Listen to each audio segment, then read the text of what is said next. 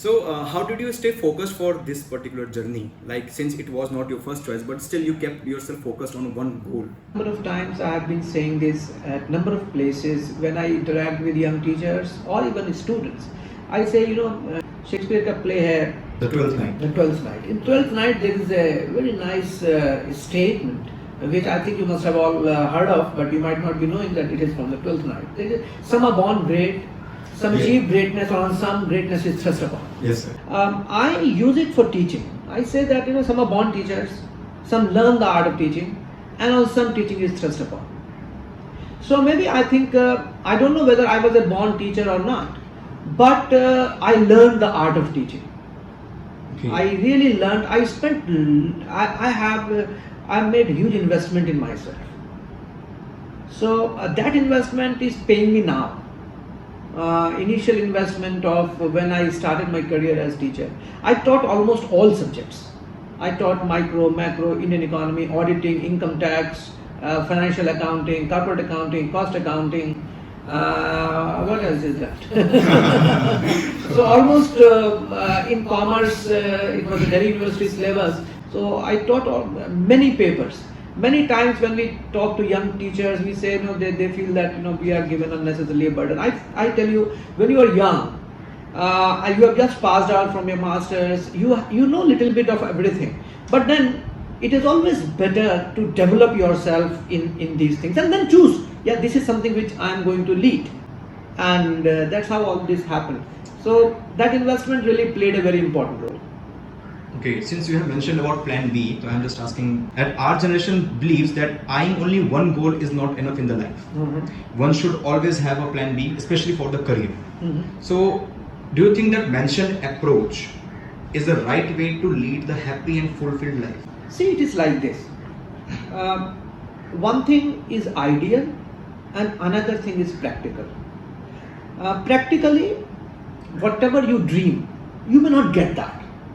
So it is always better to have something at the back. Like even when I had it. Even now, I know that if I'm not doing teaching, I will have something to do. Okay, I think at every level, especially when I'm into HR, especially for all kind of employees, this applies. In the present times, that you always need to think that if tomorrow my job is not with me, then what am I going to do? So, not only at the time of entry, even throughout your life. So I get back to that. It is always better to think of some options and keep those options with you. Okay? So if at all you don't reach to where you want, at least there is something with you. People may say that it is a kind of thinking which will Chain you from getting the goal. Focus say, you will have to shift. But I tell you, one has to have this kind of mindset that what one is getting, one needs to enjoy it. I might have told this quote to you in your class, or maybe even otherwise. I keep saying, when you don't have, this is a Spanish proverb, when you don't have what you like, you should like what you have. Yes, sir. Okay, that's very, very important.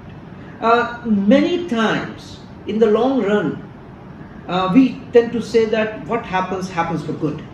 What you get for good. At that particular time, you do not realize that it is really happening for good. So maybe you might regret later. So if you're getting to do something, put your 100% into it or come out of it. Don't do it. If you're doing it, start enjoying it. At least for initially some period, 6 months, 1 year. And then see it, really can you continue with that or something else. So one has to always believe in destiny, but do not stop from putting your karma. Karma is important. Okay, but ultimately you will reach what is meant for you. But it should not be that I say I am meant for something, even if I am sleeping I will reach there. No, I think we need to put efforts. We need to keep on putting efforts. Always have great hope for tomorrow. Always look for a shining sun in the next morning. So during the whole day, whatever has happened, try to take stock of things in the evening and start a new day. So career wise also it applies. Whatever you get, I advise to all young students, if you do not have anybody to sustain, anybody to help you. Okay, and you have to sustain yourself. Get into whatever you are getting. Then slowly move forward, and that's a better approach. So basically, we can say if you're stepping into something, if you have been put by someone else into something, give your best or just leave and enjoy the journey rather than thinking of the destination. Absolutely. When you start enjoying journey takes you to the destination which you might not have thought. That's the destiny actually. Yeah, that's the destiny. Because many times we think to do something, but God has a plan larger than that. God wants to give something more. So you should, that is what I told you in the beginning, you should always give space. Yeah, If you do not give space to that, then these things will not happen. You need to have open space where if someone is identifying something in you, someone is saying you sing well, and you start saying, yeah, okay, let me try. If I sing well, why not? Okay, and then you start realizing, yeah, I never thought that I would sing well, but I'm singing well. That's where you are giving space to the person, and that's important. So how it feels to be the favorite professor of the students?